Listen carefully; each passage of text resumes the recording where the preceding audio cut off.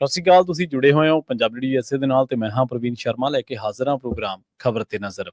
ਖਬਰ ਤੇ ਨਜ਼ਰ ਪ੍ਰੋਗਰਾਮ ਦੇ ਵਿੱਚ ਕਈ ਅਹਿਮ ਤੇ ਕਈ ਖਾਸ ਖਬਰਾਂ ਨੂੰ ਲੈ ਕੇ ਚਰਚਾ ਕਰਨ ਦੇ ਲਈ ਜੁੜ ਚੁੱਕੇ ਨੇ ਪੰਜਾਬ ਤੋਂ ਸੀਨੀਅਰ ਪੱਤਰਕਾਰ ਦੀਪਕ ਸ਼ਰਮਾ ਚਨਾਰਥਲ ਜੀ। ਸ਼ਰਮਾ ਸਤਿ ਸ਼੍ਰੀ ਅਕਾਲ, ਸਵਾਗਤ ਹੈ ਜੀ ਪੰਜਾਬੀ ਡੀਐਸਏ ਤੇ ਜੀ। ਸਤਿ ਸ਼੍ਰੀ ਅਕਾਲ ਪ੍ਰਵੀਨ ਜੀ, ਸਾਰੇ ਦਰਸ਼ਕਾਂ ਨੂੰ ਸਰੋਤਿਆਂ ਨੂੰ ਪਿਆਰ ਭਰੀ ਸਤਿ ਸ਼੍ਰੀ ਅਕਾਲ। ਸਤਿ ਸ਼੍ਰੀ ਅਕਾਲ ਜੀ। ਪ੍ਰੋਗਰਾਮ ਦੇ ਵਿੱਚ ਅੱਗੇ ਵਧਣ ਤੋਂ ਪਹਿਲਾਂ ਧੰਨਵਾਦ ਕਰਦੇ ਚਲੀਏ ਸਪਾਂਸਰਸ ਦਾ ਜਿਹੜੇ ਜ਼ਰੀਆ ਬਣਦੇ ਨੇ ਇਹਨਾਂ ਪ੍ਰੋਗਰਾਮਾਂ ਨੂੰ ਤੁਹਾਡੇ ਤੱਕ ਪਹੁੰਚਾਉਣ ਦੇ ਲਈ। ਖਾਲਸਾ ਇੰਸ਼ੋਰੈਂਸ ਏਜੰਸੀ ਵਾਲੇ ਜਿਨ੍ਹਾਂ ਤੋਂ ਤੁਸੀਂ ਹਰ ਤਰੀਕੇ ਦੀ ਇੰਸ਼ੋਰੈਂਸ ਲੈ ਸਕਦੇ ਹੋ। ਇੰਸ਼ੋਰੈਂਸ ਬਾਰੇ ਪਤਾ ਕਰਨ ਦੇ ਲਈ ਇਹਨਾਂ ਦਾ ਨੰਬਰ ਹੈ 408-272-2500। ਇਹ 1992 ਤੋਂ ਲਗਾਤਾਰ ਇੰਸ਼ੋਰੈਂਸ ਬਿਜ਼ਨਸ ਦੇ ਵਿੱਚ ਸ਼ਾਨਦਾਰ ਸੇਵਾਵਾਂ ਦੇ ਰਹੇ ਨੇ ਤੇ ਅਮਰੀਕਾ ਭਰ ਦੇ ਵਿੱਚ ਇੰਸ਼ੋਰੈਂਸ ਕਰਦੇ ਨੇ। ਓਬਾਮਾ ਕੇਅਰ, ਮੈਡੀਕੇਅਰ ਜਾਂ ਫਿਰ ਕਵਰਡ ਕੈਲੀਫੋਰਨੀਆ ਬਾਬਤ ਪਾਲਿਸੀ ਕਰਵਾਉਣ ਦੇ ਲਈ ਸਲਾਹ ਲੈਣ ਦੇ ਲਈ ਅੱਜ ਹੀ ਕਾਲ ਕਰੋ 408-272-2500 ਤੇ। ਟਰਕੀਅਨ ਇਮੀਗ੍ਰੇਸ਼ਨ ਲਾ ਫਰਮ ਵਾਲੇ ਜੇ ਟਰਕੀਆਣਾ ਟੋਨੀ ਟਰਕੀਆਣਾ ਦੇ ਨਾਲ ਤੁਸੀਂ ਯੂਐਸ ਇਮੀਗ੍ਰੇਸ਼ਨ ਬਾਬਤ ਕੋਈ ਵੀ ਸਲਾਹ ਕਰਨੀ ਹੈ, ਕੋਈ ਵੀ ਸਵਾਲ ਪੁੱਛਣਾ ਤੇ ਇਹਨਾਂ ਦਾ ਨੰਬਰ ਹੈ 4159090503।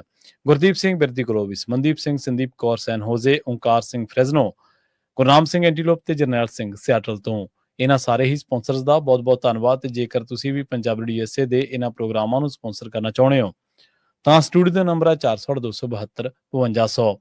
ਅੱਜ ਦਾ ਇਹ ਖਬਰ ਤੇ ਨਜ਼ਰ ਪ੍ਰੋਗਰਾਮ ਸਾਲ 2025 ਦੀ 24 ਅਕਤੂਬਰ ਦਾ ਪ੍ਰੋਗਰਾਮ ਹੈ ਤੇ ਦਿਨ ਅੱਜ ਸ਼ੁੱਕਰਵਾਰ ਹੈ। ਸ਼ਰਮਾ ਜੀ, ਖਬਰਾਂ ਦੀ ਸ਼ੁਰੂਆਤ ਕਰੀਏ ਪੰਜਾਬ ਦੇ ਮੁੱਖ ਮੰਤਰੀ ਸਾਹਿਬ ਤੋਂ। ਬੰਦਾ ਜਦੋਂ ਕਿਸੇ ਸੰਵਿਧਾਨਕ ਅਹੁਦੇ ਦੀ ਉੱਚ ਕੁਰਸੀ ਤੇ ਪਹੁੰਚ ਜਾਂਦਾ ਹੈ ਤੇ ਉਹ ਇਹ ਸੋਚ ਕੇ ਕਿ ਬਈ ਦੂਜੀਆਂ ਧਿਰਾਂ ਦੇ ਨਾਲ ਸਿਆਸਤ ਘੱਟ ਕੀਤੀ ਜਾਵੇ ਜਾਂ ਦੂਜੀਆਂ ਧਿਰਾਂ ਦੇ ਨਾਲ ਮੁਕਾਬਲਾ ਕੀਤੇ ਬਿਨਾਂ, ਕਿਉਂਕਿ ਉਹ ਸੱਤਾ ਦੇ ਵਿੱਚ ਹੁੰਦਾ ਤਾਂ ਸਾਰਿਆਂ ਨੂੰ ਨਾਲ ਲੈ ਕੇ ਚੱਲਣ ਦੀ ਕੋਸ਼ਿਸ਼ ਕਰਦਾ ਹੈ। ਪਰ ਜਿਹੜੇ ਸਾਡੇ ਮਾਨ ਸਾਹਿਬ ਨੇ ਕਹਿੰਦੇ ਇਹਨਾਂ ਨੂੰ ਦੂਜੇ ਲੀਡਰ ਤਾਂ ਕੋਈ ਸੱਪ ਲੱਗਦਾ ਤੇ ਕੋਈ ਮੈਲ ਲੱਗਦਾ ਜੀ। ਬਿਲਕੁਲ ਜੀ ਪ੍ਰਵੀਨ ਜੀ, ਜਦੋਂ ਤੁਸੀਂ ਕਿਸੇ ਰੁਤਬੇ ਤੇ ਹੋਵੋ, ਕਿਸੇ ਅਹੁਦੇ ਤੇ ਹੋਵੋ ਤਾਂ ਉਸ ਰੁਤਬੇ ਦਾ, ਉਸ ਅਹੁਦੇ ਦਾ ਮਾਣ ਵੀ ਰੱਖਣਾ ਹੁੰਦਾ। ਤੁਸੀਂ ਹੁਣ ਮੁੱਖ ਮੰਤਰੀ ਦੀ ਕੁਰਸੀ ਤੇ ਹੋ, ਨਾ ਕਿ ਤੁਸੀਂ ਕੋਈ ਖਾੜਾ ਲਾਉਣ ਵਾਲੇ ਕਮੇਡੀਅਨ। ਸਹੀ ਹੈ।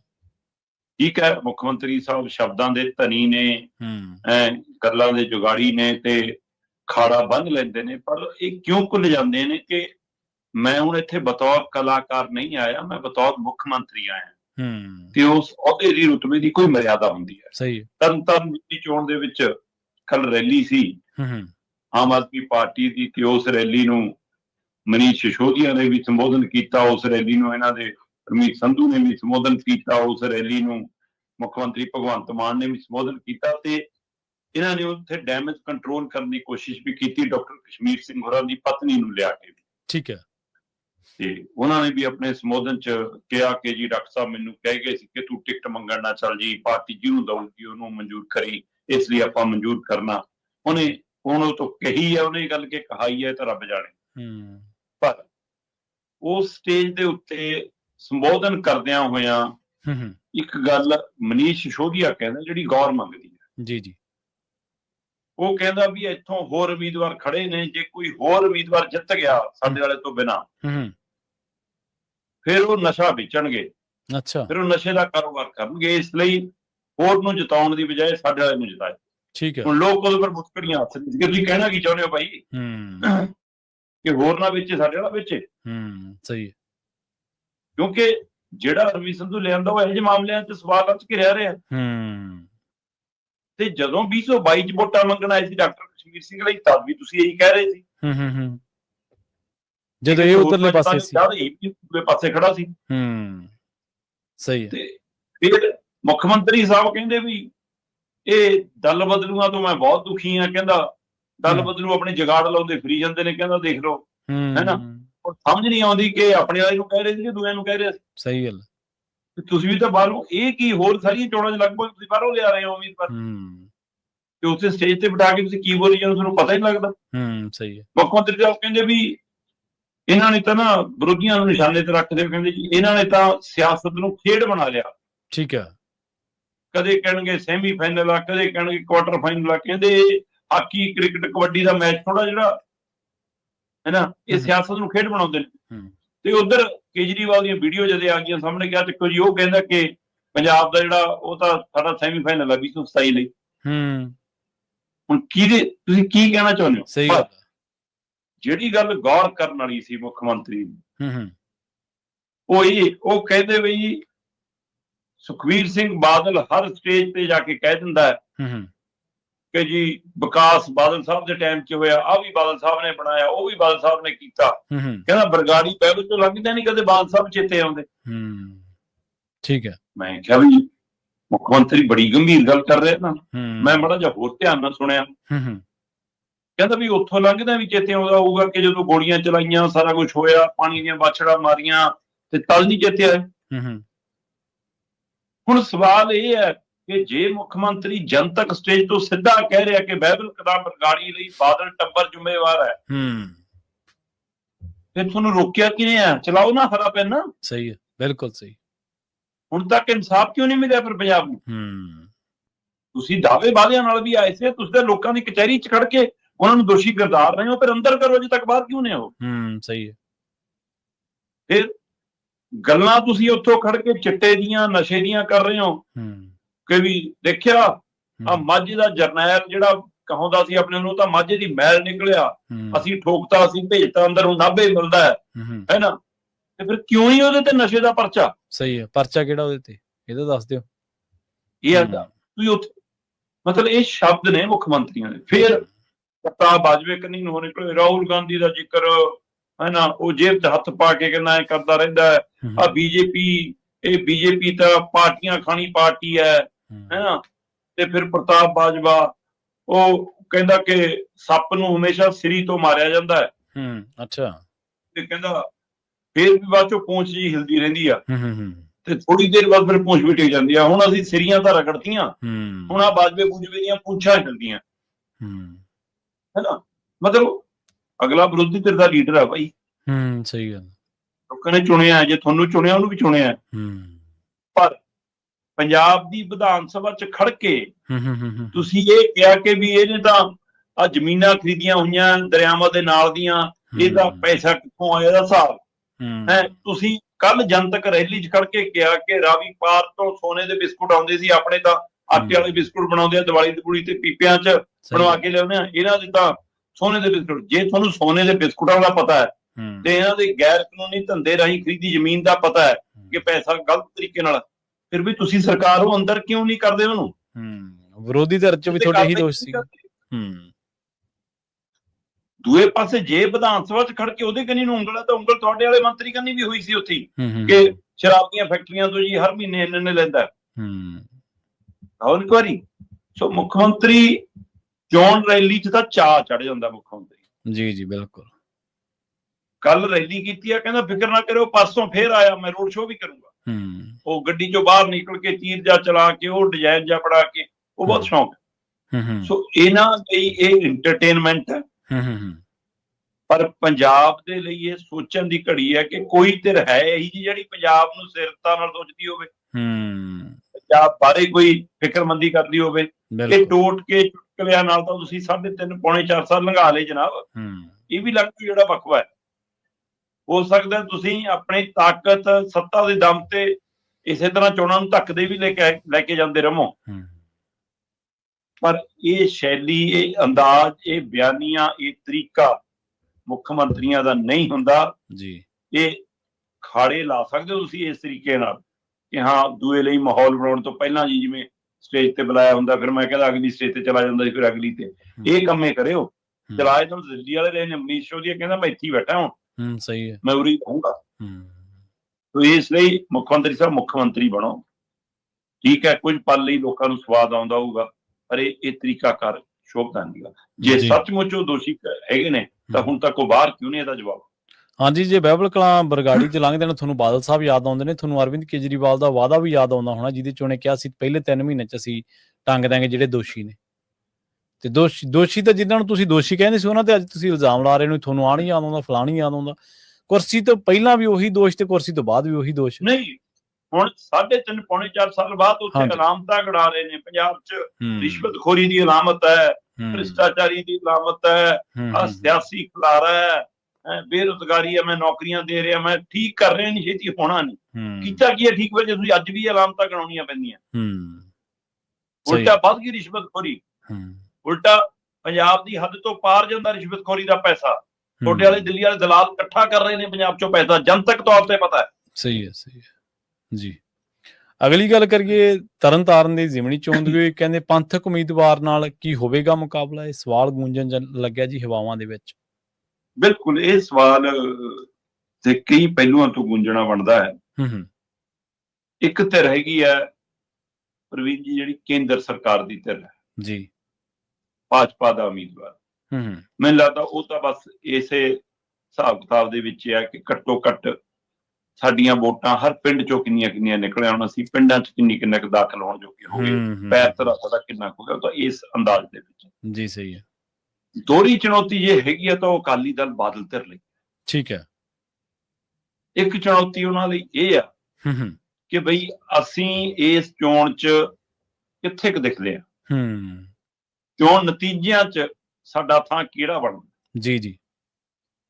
ਇਸ ਦੇ ਨਾਲ ਉਹਨਾਂ ਦੀ ਵੱਡੀ ਚੁਣੌਤੀ ਇਹ ਆ ਕਿ ਜਿਹੜੇ ਧਿਰ ਪੰਥਕ ਧਿਰ ਦੇ ਨਾਂ ਦੇ ਉੱਤੇ ਸਾਹਮਣੇ ਖੜੀ ਆ, ਹੁਣ ਇਹ ਫੈਸਲਾ ਤਾਂ ਸੰਗਤ ਨੇ ਕਰਨਾ ਕਿ ਉਹ ਪੰਥਕ ਹੈ ਜਾਂ ਰਾਜਨੀਤਿਕ ਹੈ ਨਾ, ਪਰ ਉਹ ਸਾਂਝੇ ਤੌਰ ਤੇ ਜਿਵੇਂ ਅੰਮ੍ਰਿਤਪਾਲ ਹੋਰਾਂ ਦਾ ਅਕਾਲੀ ਦਲ ਹੈ ਵਾਰਸ ਪੰਜਾਬ ਦੇ, ਫਿਰ ਉਹਦੇ ਵਿੱਚ ਮਾਨ ਦਲ ਵਾਲਾ ਅੰਮ੍ਰਿਤਸਰ ਅਕਾਲੀ ਦਲ, ਉਹ ਚ ਪੁਨਰ ਸੁਰਜੀਤ ਉਹ ਅਕਾਲੀ ਦਲ ਗਿਆਨੀ ਹਰਪ੍ਰੀਤ ਸਿੰਘ ਵਾਲਾ, ਤੇ ਹੋਰ ਪੰਥਕ ਧਿਰਾਂ, ਤੇ ਉਹ ਸਾਰਿਆਂ ਦਾ ਜਿਹੜਾ ਸਾਂਝਾ ਉਮੀਦਵਾਰ ਸੰਦੀਪ ਸਿੰਘ ਸੰਨੀ ਦਾ ਭਰਾ ਮਨਦੀਪ ਸਿੰਘ ਹੈ ਨਾ, ਉਹਦੇ ਨਾਲ ਅਕਾਲੀ ਦਲ ਨੇ ਦੇਖਣਾ ਕਿ ਉਹਦੇ ਮੁਕਾਬਲੇ ਸਾਡੀਆਂ ਵੋਟਾਂ ਕਿੰਨੀਆਂ।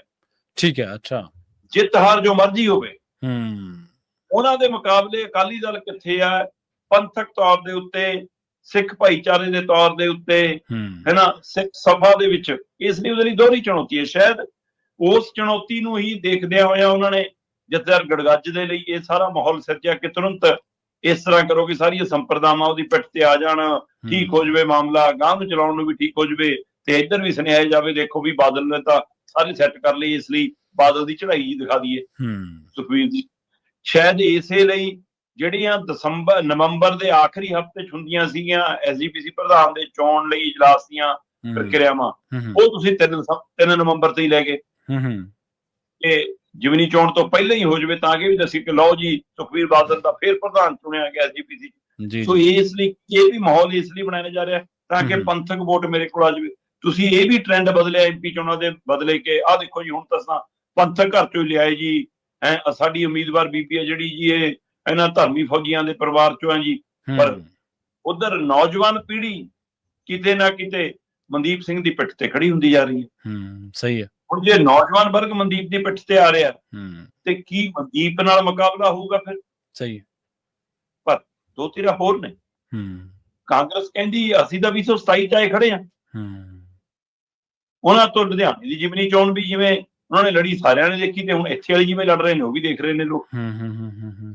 ਹੁਣ ਇਕੱਠੇ ਤਾਂ ਬੈਠਣ ਲੱਗ ਪਏ। ਕੱਲ ਭਾਰਤ ਭੂਸ਼ਣ ਆਸ਼ੂ ਤੇ ਰਾਜਾ ਵੜਿੰਗ ਇੱਕੋ ਸਟੇਜ ਤੇ ਸੀ, ਪਰ ਅਜੇ ਵੀ ਮੂੰਹ ਫੁੱਲੇ ਨੇ, ਅਜੇ ਵੀ ਬੋਲਦੇ ਨਹੀਂ ਜੀ। ਸੋ ਜਦੋਂ ਤੁਹਾਡੇ ਦਿਲ ਨਹੀਂ ਮਿਲਦੇ, ਮਨ ਨਹੀਂ ਮਿਲਦੇ, ਤੇ ਲੋਕਾਂ ਨਾਲ ਤੁਹਾਡੀ ਕੀ ਸਾਂਝ ਪਿਆਲੀ ਪਊਗੀ ਅਜੇ? ਸਹੀ ਹੈ। ਪਹਿਲਾਂ ਤੁਸੀਂ ਆਪਣਾ ਟੱਬਰ ਤਾਂ ਸੈੱਟ ਕਰ ਲਓ।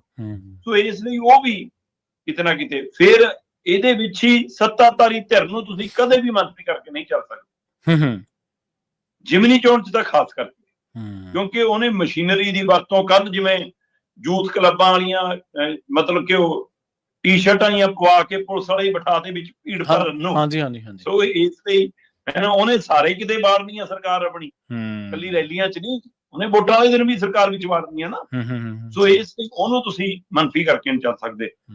ਕੀ ਇਹ ਮੁਕਾਬਲਾ ਪੰਥਕ ਉਮੀਦਵਾਰ ਤੇ ਆਮ ਆਦਮੀ ਪਾਰਟੀ ਦੇ ਉਮੀਦਵਾਰ ਚੁਣ ਜਾ ਰਿਹਾ? ਕੀ ਇਸ ਮੁਕਾਬਲੇ ਨੂੰ ਤਿਕੋਣੇ ਦੇ ਵਿੱਚ ਕਾਂਗਰਸ ਬਦਲ ਸਕਦੀ ਹੈ? ਕੀ ਸੁਖਬੀਰ ਬਾਦਲ ਨੂੰ ਚੁਕੋਣੇ ਚ ਵੀ ਬਦਲ ਸਕਦਾ ਹੈ? ਜਾਂ ਇਹ 5 ਕੋਣੇ ਤੋਂ 4 ਕੋਣਾ, 4 ਕੋਣੇ ਤੋਂ 3 ਕੋਣਾ, ਤੇ ਹੁਣ 2 ਕੋਣ ਹੀ ਰਹਿ ਗਏ ਨੇ? ਤੋ ਇਹ ਸਾਰੇ ਪਹਿਲੂ ਵਾਚਣਯੋਗ ਹੋਣਗੇ। ਪਰ ਪੰਥਕ ਧਿਰ ਵੱਲੋਂ ਜਾਂ ਉਸ ਉਮੀਦਵਾਰ ਮਨਦੀਪ ਸਿੰਘ ਦੇ ਸਾਹਮਣੇ ਇੱਕ ਚੁਣੌਤੀਆਂ ਇਹ ਵੀ ਹੈਗੀਆਂ ਨੇ ਕਿ ਸਾਰੀਆਂ ਧਿਰਾਂ ਇੱਕ ਸੁਰ ਵਾਲੀਆਂ ਨੇ, ਇੱਕ ਤਰੀਕਾਕਾਰ ਵਾਲੀਆਂ ਨੇ, ਤੇ ਇੱਧਰ ਉਹਦੀ ਪਹਿਲੀ ਚੋਣ ਹੈ ਤੇ ਕਈ ਧਿਰਾਂ ਦਾ ਇਕੱਠਾ ਸਮਰਥਨ ਹੈ। ਉਹਨਾਂ ਦੇ ਸੁਰ ਵੀ ਮਿਲੇ ਰਹਿਣਗੇ ਕਿ ਨਹੀਂ, ਸਵਾਲ ਇਹ ਵੀ ਹੈ। ਤੇ ਇਸ ਲਈ ਉਹਦੇ ਨਾਲ ਜੇ ਮੁਕਾਬਲਾ ਹੁੰਦਾ ਤਾਂ ਕਿਹਦਾ ਹੁੰਦਾ, ਇਹ ਦੇਖਣ ਵਾਲੀ ਗੱਲ ਹੋਗੀ। ਮੁਕਾਬਲੇ ਚ ਦੋ ਧਿਰਾਂ ਤਾਂ ਤੁਸੀਂ ਰੱਖ ਕੇ ਚੱਲਣਾ ਹੀ ਪਊਗਾ, ਸੱਤਾਧਾਰੀ ਧਿਰ ਨੂੰ ਵੀ ਤੇ ਪੰਥਕ ਉਮੀਦਵਾਰ ਨੂੰ ਵੀ। ਜੀ ਸਹੀ ਹੈ। ਅਗਲੀ ਗੱਲ ਕਰੀਏ ਡੀਆਈਜੀ ਹਰਚਰਨ ਸਿੰਘ ਭੁੱਲਰ ਦੇ ਮਾਮਲੇ ਦੀ, ਕਹਿੰਦੇ ਛਾਪੇ ਤਾਂ ਪੈ ਹੀ ਰਹੇ ਨੇ, ਹੁਣ ਰਿਮਾਂਡ ਲੈਣ ਦੀ ਵੀ ਤਿਆਰੀ ਹੈ।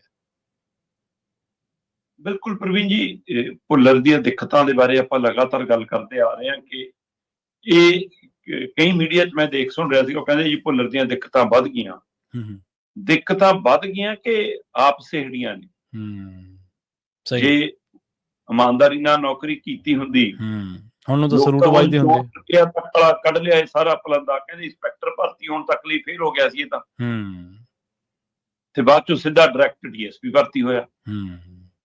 ਤੇ ਪ੍ਰੋਫੈਸਰ ਜਮਸ਼ੀਦ ਅਲੀ ਖਾਨ ਸਾਹਿਬ ਨੇ ਕੱਲ ਸਾਡੇ ਨਾਲ ਸੀ, ਉਹਦਾ ਇੱਥੋਂ ਤੱਕ ਦੱਸ ਰਹੇ ਸੀ, ਕਹਿੰਦੇ ਵੀ ਜਿਹੜੇ ਨੰਬਰ ਲੱਗੇ ਇਹਦੇ 15 ਨੰਬਰ ਤੇ ਉੱਪਰੋਂ ਤਾੜਨਾ ਐਸੀ ਹੋ ਗਈ ਕਿ ਉਹ 15 ਨੂੰ 55 ਕਰਨਾ ਪੈ ਗਿਆ, ਤਾਂ ਪਾਸ ਹੋਇਆ ਸੀ ਇਹ ਤਾਂ DSP ਦੇ ਲਈ ਵੀ।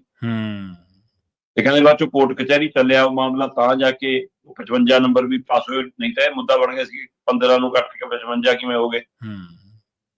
ਤਾਂ ਫਿਰ ਇਹ ਆਇਆ ਜੀ ਕਿ ਨਹੀਂ ਜੀ, ਨੰਬਰ ਦੇਣ ਵਾਲੇ ਨੂੰ ਅਧਿਕਾਰ ਹੁੰਦਾ ਜੀ, ਇਸ ਲਈ ਮਤਲਬ ਉਹਦਾ ਭਰਤੀ ਤੱਕ ਤੇ ਸਵਾਲ ਆ ਗਿਆ ਕਿ ਡਾਇਰੈਕਟ ਭਰਤੀ ਸਿਫਾਰਸ਼ੀ ਹੈ ਤਾਂ ਜੀ ਸਾਰੀ। ਸਹੀ ਗੱਲ। ਤੇ ਫਿਰ ਜਦੋਂ ਸਿਫਾਰਸ਼ੀ ਹੋਊਗਾ ਤਾਂ ਫਿਰ ਇਹੀ ਤਰੀਕਾ ਕਰ ਹੋਊਗਾ। ਪਰ ਆਪਾਂ ਪਹਿਲੇ ਦਿਨ ਤੋਂ ਗੱਲ ਕਰਦੇ ਆਉਂਦੇ ਹਾਂ ਕਿ ਕੀ ਇੱਕ ਹੀ ਭੁੱਲਰ ਸੀ ਪੰਜਾਬ ਦੇ ਵਿੱਚ, ਭਾਵ ਇੱਕ ਹੀ ਕਰਪਟ ਅਫਸਰ ਹੈ। ਸਹੀ ਹੈ, ਬਿਲਕੁਲ।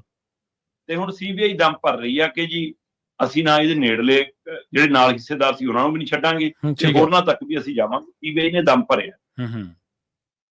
9 ਘੰਟੇ ਪਹਿਲਾਂ ਦੁਬਾਰਾ 7 ਦਿਨਾਂ ਬਾਅਦ ਇਹਦੇ ਘਰੇ ਫੇਰ ਛਾਪਾ ਹੋਇਆ। ਦਰਜਨ ਦੇ ਕਰੀਬ ਅਧਿਕਾਰੀ ਆਏ ਸੀ, 9 ਘੰਟੇ 9.5 ਘੰਟੇ ਲਾ ਕੇ ਗਏ ਨੇ। ਆਪਾਂ ਕੱਲ ਵੀ ਗੱਲ ਕਰ ਰਹੇ ਸੀ ਕਿ ਸਾਰਾ ਕੁਝ, ਬੱਲਬ ਕੀ, ਪੱਖਾ ਕੀ, ਹੈ ਨਾ, ਝੂਮਰ ਕੀ, ਮੇਜ਼ ਕੁਰਸੀਆਂ ਕੀ, ਬੈੱਡ ਕੀ, ਫਰਨੀਚਰ ਕੀ, ਸਾਰਿਆਂ ਦਾ ਅੰਦਾਜ਼ਾ ਲਾਇਆ ਜਾ ਰਿਹਾ ਕਿਹੜੀ ਚੀਜ਼ ਕਿੰਨੀ ਕੁ ਮਹਿੰਗੀ, ਕਿੰਨੀ ਕੁ ਸਸਤੀ।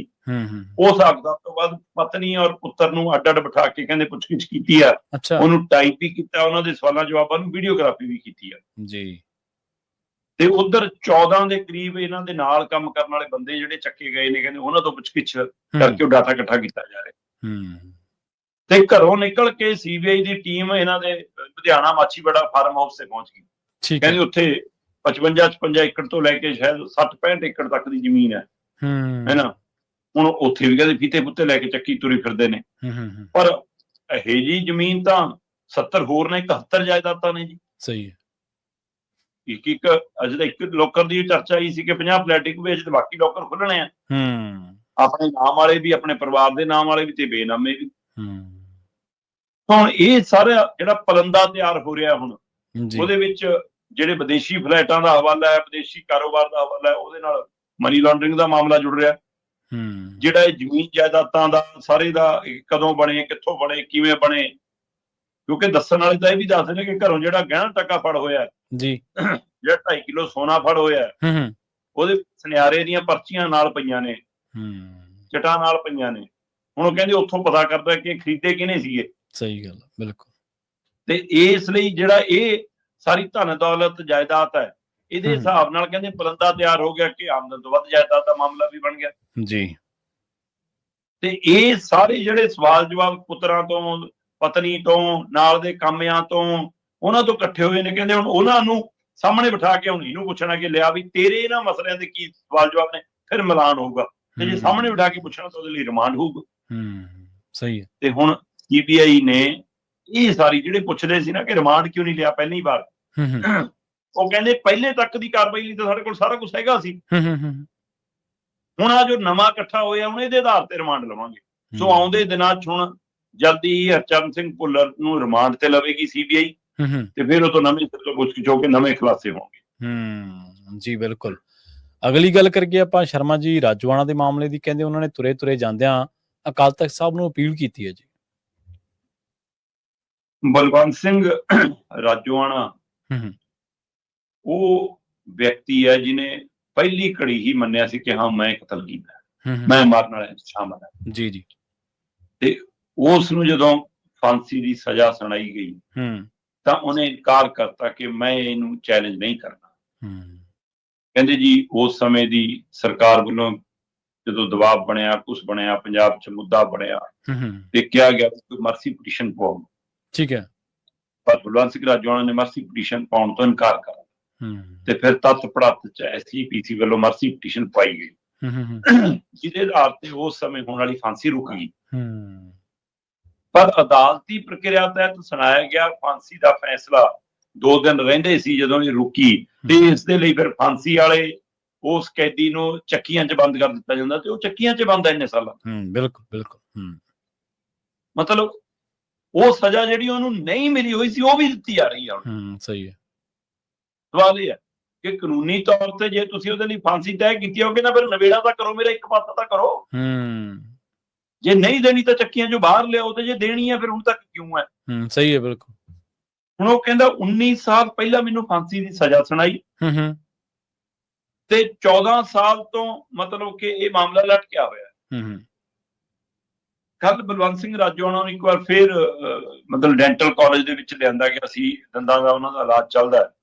ਉਸ ਦੌਰਾਨ ਜਾਂਦੇ ਮੀਡੀਆ ਨੇ ਜਦੋਂ ਸਵਾਲ ਕੀਤੇ ਤਾਂ ਉਹਨਾਂ ਨੇ ਇੰਨਾ ਹੀ ਕਿਹਾ ਕਿ 14 ਸਾਲ ਤੋਂ ਮਤਲਬ ਕਿ ਮੈਨੂੰ ਲਟਕਾ ਕੇ ਰੱਖਿਆ ਹੋਇਆ, ਤੇ ਕਹਿੰਦੇ ਕਿ ਹੁਣ ਮੈਂ ਸ਼੍ਰੀ ਅਕਾਲ ਤਖਤ ਸਾਹਿਬ ਨੂੰ ਅਪੀਲ ਕਰਦਾ ਕਿ ਉਹ ਕੌਮ ਨੂੰ ਸਾਹਮਣੇ ਰੱਖ ਕੇ, ਸੰਗਤ ਨੂੰ ਸਾਹਮਣੇ ਰੱਖ ਕੇ ਇਹਦੇ ਬਾਰੇ ਫੈਸਲਾ ਲੈਣ। ਠੀਕ ਹੈ ਪ੍ਰਵੀਨ ਜੀ, ਇੱਕ ਪਾਸੇ ਸਾਡੇ ਸਿਸਟਮ ਦੇ ਉੱਤੇ ਸਵਾਲੀਆ ਚਿੰਨ੍ਹ ਹੈ ਕਿ ਤੁਸੀਂ ਮਨੁੱਖੀ ਅਧਿਕਾਰਾਂ ਦੀ, ਕਾਨੂੰਨੀ ਪ੍ਰਕਿਰਿਆ ਦੀ ਅਣਦੇਖੀ ਕਰਕੇ ਕਿਹੋ ਜਿਹਾ ਵਿਵਹਾਰ ਕਰਦੇ ਹੋ। ਸਹੀ ਹੈ। ਪਿਛਲੇ ਦਿਨੀ ਮਾਨਯੋਗ ਸੁਪਰੀਮ ਕੋਰਟ ਇੱਕ ਪਾਸੇ ਕਹਿੰਦੀ ਆ ਵੀ ਕਿ ਰਾਜਪਾਲ ਤੁਰੰਤ ਫੈਸਲਾ ਲੈਣ, ਰਾਸ਼ਟਰਪਤੀਆਂ ਨੂੰ 3 ਮਹੀਨੇ 'ਚ ਫੈਸਲਾ ਲੈ ਲੈਣਾ ਚਾਹੀਦਾ। ਇੱਥੇ ਤਾਂ 13 ਸਾਲ ਤੋਂ ਉੱਪਰ ਹੋ ਗਿਆ ਰਾਸ਼ਟਰਪਤੀ ਕੋਲ ਮਾਮਲਾ ਲਟਕਦੇ,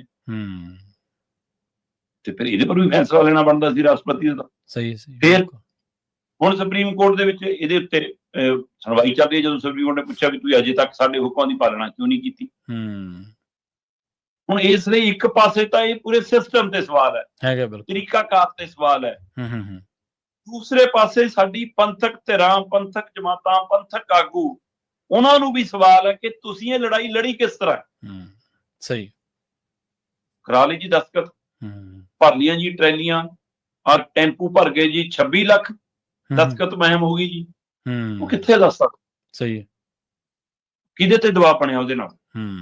ਕਿਹੜੀ ਲੜਾਈ ਲੜੀ ਉਹ ਤੋਂ ਬਾਅਦ? ਸਹੀ। ਕਿੱਥੇ ਜਾ ਕੇ ਘਿਰਾਓ ਕੀਤਾ, ਕਿੱਥੇ ਜਾ ਕੇ ਮੋਰਚਾ ਲਾਇਆ? ਇਸ ਵਾਰ ਇਹਨਾਂ ਦਾ ਵੀ ਇੱਕ ਲੜਾਈ ਲੜਨੀ ਵੀ ਹੈ ਕਿ ਨਹੀਂ? ਸੋ ਇਸ ਲਈ ਜਿਹੜੀ ਜਥੇਦਾਰ ਸਾਹਿਬਾਨ ਦੇ ਜਾਂ ਐਸਜੀਪੀਸੀ ਦੇ ਪ੍ਰਧਾਨ ਦੇ ਹਵਾਲੇ ਨਾਲ, ਰੁਤਬੇ ਦੇ ਹਵਾਲੇ ਨਾਲ ਰਾਸ਼ਟਰਪਤੀ ਤੱਕ ਦੇ ਭਵਨ ਦੇ ਬੂਹੇ ਖੁੱਲਦੇ ਸੀ, ਪ੍ਰਧਾਨ ਮੰਤਰੀ ਦੇ ਦਰ ਖੁੱਲ ਜਾਂਦੇ ਸੀ ਕਿ ਅਸੀਂ ਗੱਲ ਕਰਨੀ ਬੈਠਣਾ ਹੈ, ਉਹਨਾਂ ਦੀਆਂ ਇੰਨੀਆਂ ਚਿੱਠੀਆਂ, ਇੰਨੀਆਂ ਅਪੀਲਾਂ ਦੇ ਟਾਈਮ ਦੇਣ ਦੇ ਬਾਵਜੂਦ ਵੀ ਸਮਾਂ ਨਹੀਂ ਮਿਲਦਾ ਉਹਨੂੰ ਮੁਲਾਕਾਤ ਲਈ। ਸਹੀ ਗੱਲ। ਇਹਦਾ ਮਤਲਬ ਸਾਨੂੰ ਆਪਣੇ ਅੰਦਰ ਵੀ ਝਾਤੀ ਮਾਰਨੀ ਪੈਣੀ ਹੈ ਕਿ ਅਸੀਂ ਲੜਾਈ ਲੜ ਵੀ ਰਹੇ ਜਾਂ ਨਹੀਂ, ਜਾਂ ਅੱਜ ਲੜਾਈ ਲੜਨ ਦੀ ਸਮਰੱਥਾ ਵੀ ਹੈ ਕਿ ਨਹੀਂ, ਜਾਂ ਆਪਣੇ ਰਾਜਨੀਤਿਕ ਆਕਾਵਾਂ ਦੀ ਇੱਛਾ ਪੂਰਤੀ ਲਈ ਅਸੀਂ ਚੁੱਪ ਕਰਕੇ ਬੈਠੇ ਹਾਂ। ਬਾਦਲਾਂ ਨੂੰ ਖੁਸ਼ ਕਰਨ ਦੇ ਲਈ ਸਾਰਾ ਠੰਡੇ ਵਾਸਤੇ ਪਾਇਆ ਗਿਆ। ਸੋ ਇਹ ਕਿੰਨੇ ਹੀ ਸਵਾਲ ਖੜੇ ਨੇ। ਜੀ ਜੀ। ਸੋ ਬਲਵੰਤ ਸਿੰਘ ਰਾਜੋਆਣਾ ਕੋਲੇ ਸਿਸਟਮ ਨੂੰ ਸਵਾਲ ਨਹੀਂ ਕਰਕੇ ਗਏ, ਉਹ ਆਪਣੀਆਂ ਧਿਰਾਂ ਨੂੰ ਵੀ ਸਵਾਲ ਕਰਕੇ ਗਏ। ਤਾਂ ਹੀ ਸ਼ਾਇਦ ਉਹਨੇ ਕਿਹਾ ਕਿ ਸ਼੍ਰੀ ਅਕਾਲ ਤਖਤ ਸਾਹਿਬ ਨੂੰ ਮੈਂ ਬੇਨਤੀ ਕਰਦਾ ਕਿ ਸੰਗਤ ਨੂੰ ਸਾਹਮਣੇ ਰੱਖ ਕੇ ਕੋਈ ਫੈਸਲਾ ਤਾਂ ਕਰੋ। ਇਹ ਤਾਂ ਗੱਲ ਤੁਸੀਂ ਮੈਨੂੰ ਇਹ ਤਾਂ ਗੱਲ ਮੈਨੂੰ ਚੰਗੀ ਤਰ੍ਹਾਂ ਯਾਦ ਆ ਸ਼ਰਮਾ ਜੀ, ਤੁਸੀਂ ਉਹਦੇ ਵੀ ਇਹ ਗੱਲ ਕਹੀ ਸੀ ਵੀ ਕੋਈ ਸਮਾਂ ਸੀ ਜਦੋਂ ਰਾਸ਼ਟਰਪਤੀ ਤੋਂ ਵੀ ਸਮਾਂ ਮਿਲਦਾ ਸੀ, ਪ੍ਰਧਾਨ ਮੰਤਰੀ ਤੋਂ ਵੀ ਮਿਲਦਾ ਸੀ, ਤੇ ਅੱਜ ਅਸੀਂ ਚੱਕੀ ਫਿਰਦੇ ਆ ਇੰਨੇ ਲੱਖ ਦਸਤਖਤ, ਇੰਨੇ ਲੱਖ ਐਂ ਕਰਾਵਾਂਗੇ, ਫਲਾਂ ਕਰਾਵਾਂਗੇ। ਅੱਜ ਰਾਜਪਾਲ ਵੀ ਸਾਡੀ ਗੱਲ ਨਹੀਂ ਸੁਣਦਾ, ਤੇ ਆਤਮ ਪੜਚੋਲ ਤਾਂ ਸਾਨੂੰ ਕਰਨੀ ਪਊਗੀ। ਨਿਰਾ ਪੂਰਾ ਇਹ ਆ ਕਿ ਦੂਜਿਆਂ ਤੇ ਚਲੋ ਦੂਜਿਆਂ ਦੀ ਖਾਮੀ ਜਿੱਥੇ ਹੈਗੀ ਉੱਥੇ ਅਸੀਂ ਕਹਿਣੇ ਆ, ਪਰ ਜਦੋਂ ਸਾਡੀ ਖਾਮੀਆਂ ਹੈਗੀਆਂ ਤਾਂ ਹੀ ਸਾਨੂੰ ਚੁਣੌਤੀ ਹੈ, ਤਾਂ ਹੀ ਸਾਡੇ ਲਈ ਲੜਾਈ ਹੈ, ਤਾਂ ਹੀ ਸਾਡੇ ਲਈ ਲੜਾਈ ਹੈ। ਬਿਲਕੁਲ। ਜੇ ਖਾਮੀਆਂ ਹੁੰਦੀਆਂ ਨਾ ਫਿਰ ਸਾਨੂੰ ਇਹ ਦਸਤਖਤ ਮੁਹਿੰਮ ਜਾਂ ਕੋਈ ਇਹ ਪ੍ਰਕਿਰਿਆ ਕਿਉਂ ਚਲਾਉਣੀ ਪੈਂਦੀ? ਸਹੀ ਹੈ, ਬਿਲਕੁਲ। ਤੇ ਜਾਂਦੇ ਜਾਂਦੇ ਗੱਲ ਕਰੀਏ ਕੌਮਾਂਤਰੀ ਮਾਮਲੇ ਦੀ, ਭਾਰਤ ਦੇ ਟਰੰਪ ਸਰਕਾਰ ਦਾ ਦਾਅਵਾ ਇਹ ਹੈ ਕਿ ਭਾਰਤ ਨੇ ਰੂਸ ਤੋਂ ਤੇਲ ਖਰੀਦਣਾ ਘਟਾ ਦਿੱਤਾ ਜੀ। ਪ੍ਰਵੀਨ ਜੀ, ਪਹਿਲਾਂ ਟਰੰਪ ਹੋਰਾਂ ਦਾ ਬਿਆਨ ਆਇਆ ਸੀਗਾ ਕਿ ਮੇਰੀ ਨਰਿੰਦਰ ਮੋਦੀ ਨਾਲ ਗੱਲ ਹੋ ਗਈ, ਦਸੰਬਰ ਤੱਕ ਭਾਰਤ ਰੂਸ ਤੋਂ ਖਰੀਦਣਾ ਬੰਦ ਕਰ ਦੂਗਾ। ਠੀਕ ਹੈ। ਉਹ ਕਹਿੰਦੇ ਹੌਲੀ ਹੌਲੀ ਘਟਦੀ ਹੁੰਦੀ ਹੈ ਪ੍ਰਕਿਰਿਆ, ਇੱਕਦਮ ਨਹੀਂ ਹੁੰਦੀ। ਫਿਰ 2-3 ਕੰਪਨੀਆਂ, ਰੂਸੀ ਤੇਲ ਕੰਪਨੀਆਂ ਤੇ ਪਾਬੰਦੀ ਦਾ ਪਹਿਲੂ ਆ ਗਿਆ ਅਮਰੀਕਾ ਤੋਂ, ਤੇ ਉਹ ਤੋਂ ਬਾਅਦ ਕਹਿੰਦੇ ਜੀ ਉਹਦਾ ਅਸਰ ਭਾਰਤ 'ਚ ਵੀ ਦੇਖਣਾ। ਤੇ ਇੱਧਰ ਮੈਂ ਰਿਲਾਇੰਸ ਕੰਪਨੀ ਦੇ ਮਾਲਕ ਅਵਾਨੀਆਂ ਦਾ ਬਿਆਨ ਪੜ੍ਹ ਰਿਹਾ ਸੀ, ਉਹ ਕਹਿੰਦੇ ਵੀ ਅਸੀਂ ਸਰਕਾਰੀ ਦਿਸ਼ਾ ਨਿਰਦੇਸ਼ਾਂ ਅਨੁਸਾਰ ਚੱਲਾਂਗੇ, ਅਸੀਂ ਉਹਦੀ ਪਾਲਣਾ ਕਰਾਂਗੇ, ਕਿਉਂਕਿ ਸਭ ਤੋਂ ਵੱਧ ਰੂਸੀ ਤੇਲ ਜੇ ਭਾਰਤ ਦੇ ਵੱਲੋਂ ਖਰੀਦਦਾ ਤਾਂ ਰਿਲਾਇੰਸ ਖਰੀਦਦਾ ਹੈ ਨਾ। ਹੁਣ ਸਵਾਲ ਇਹ ਹੈ ਕਿ ਵੀ ਇਹ ਕਿਹੜੀ ਸਰਕਾਰ ਦੇ ਦਿਸ਼ਾ ਨਿਰਦੇਸ਼ਾਂ ਅਨੁਸਾਰ ਚੱਲਣ ਦੀ ਗੱਲ ਕਰ ਰਿਹਾ? ਸਹੀ ਹੈ। ਟਰੰਪ ਸਰਕਾਰ ਕਿ ਮੋਦੀ ਸਰਕਾਰ? ਠੀਕ ਹੈ ਨਾ। ਤੇ ਇਸ ਲਈ ਇਹ ਸਾਰੀਆਂ ਦੇ ਦਰਮਿਆਨ ਹੁਣ ਵਾਈਟ ਹਾਊਸ ਨੇ ਕਿਹਾ ਜੀ ਕਿ ਭਾਰਤ ਨੇ ਤੇਲ ਖਰੀਦਣਾ ਘਟਾ ਦਿੱਤਾ। ਠੀਕ ਹੈ। ਤੇ ਉਹ ਤਾਂ ਕਹਿੰਦਾ ਚੀਨ ਵੀ ਇਸੇ ਪ੍ਰਕਿਰਿਆ 'ਚ, ਚੀਨ ਸਭ ਤੋਂ ਵੱਧ ਤੇਲ ਖਰੀਦਦਾ ਜੀ ਰੂਸ ਤੋਂ, ਉਹ ਤੋਂ ਬਾਅਦ ਭਾਰਤ।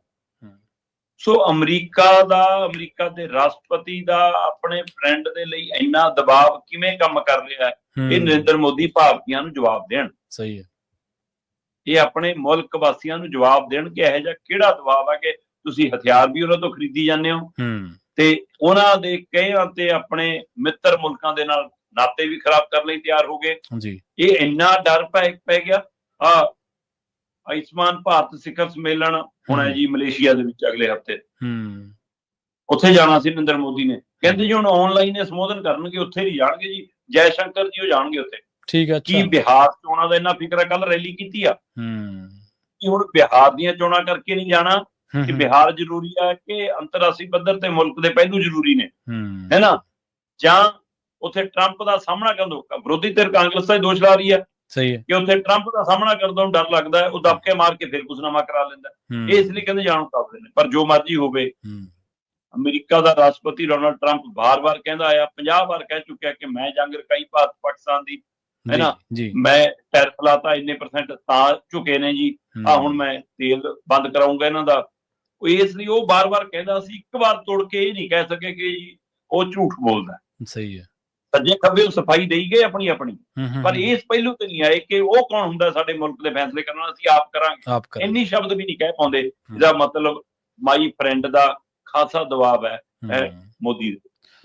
ਇਹ ਚਰਚਾ ਵੀ ਚੱਲ ਪਈ ਹੈ ਕਿ ਪ੍ਰਧਾਨ ਮੰਤਰੀ ਨਰਿੰਦਰ ਮੋਦੀ ਤੇ ਸਾਬਕਾ ਪ੍ਰਧਾਨ ਮੰਤਰੀ ਡਾਕਟਰ ਮਨਮੋਹਨ ਸਿੰਘ ਉਹ ਕੌਮਾਂਤਰੀ ਦਬਾਅ ਦੇ ਮੂਹਰੇ ਕਿਵੇਂ ਕੰਮ ਕਰਦੇ ਸਨ। ਇਹ ਕੰਪੈਰੀਜ਼ਨ ਆਲਰੇਡੀ ਚੱਲ ਚੁੱਕਿਆ ਭਾਰਤ ਦੇ ਵਿੱਚ, ਤੇ ਜਿਹੜੇ ਇਹ ਕਹਿ ਰਹੇ ਸੀਗੇ ਵੀ ਨਹਿਰੂ ਨੇ ਆਹ ਕਰਤਾ, ਜੋ ਉਹਨਾਂ ਕੋਲੇ ਕੋਈ ਜਵਾਬ ਨਹੀਂ ਇਹਨਾਂ ਚੀਜ਼ਾਂ ਦਾ, ਕਿਉਂਕਿ ਅੱਜ ਤੁਹਾਡੀ ਕੂਟਨੀਤੀ ਦੇ ਮਾਮਲੇ ਦੇ ਵਿੱਚ, ਵਿਦੇਸ਼ ਨੀਤੀ ਦੇ ਮਾਮਲੇ ਦੇ ਵਿੱਚ ਤੁਸੀਂ ਫਾਡੀ ਸਾਬਤ ਹੋ ਰਹੇ ਹੋ। ਤੁਹਾਡੇ ਕੋਲੇ ਜਵਾਬ ਹੀ ਨਹੀਂ ਹੈ ਜਿਹੜੇ ਕੌਮਾਂਤਰੀ ਪੱਧਰ ਤੇ ਤੁਸੀਂ ਇਲਜ਼ਾਮਾਂ ਦਾ ਸਾਹਮਣਾ ਕਰ ਰਹੇ ਹੋ। ਸ਼ਰਮਾ ਜੀ, ਇਹਨਾਂ ਖਾਸ ਖਬਰਾਂ ਤੇ ਖਾਸ ਜਾਣਕਾਰੀਆਂ ਦੇ ਲਈ ਤੁਹਾਡਾ ਬਹੁਤ-ਬਹੁਤ ਧੰਨਵਾਦ ਜੀ। ਸਤਿ ਸ਼੍ਰੀ ਅਕਾਲ। ਪ੍ਰੋਗਰਾਮ ਖਬਰ ਤੇ ਨਜ਼ਰ ਨੂੰ ਆਪਾਂ ਇੱਥੇ ਸਮਾਪਤ ਕਰਾਂਗੇ। ਤੁਹਾਡਾ ਸਾਰਿਆਂ ਦਾ ਵੀ ਬਹੁਤ ਧੰਨਵਾਦ। ਸਤਿ ਸ਼੍ਰੀ ਅਕਾਲ। ਜੁੜੇ ਰਹੋ ਪੰਜਾਬੀ ਰੇਡੀਓ।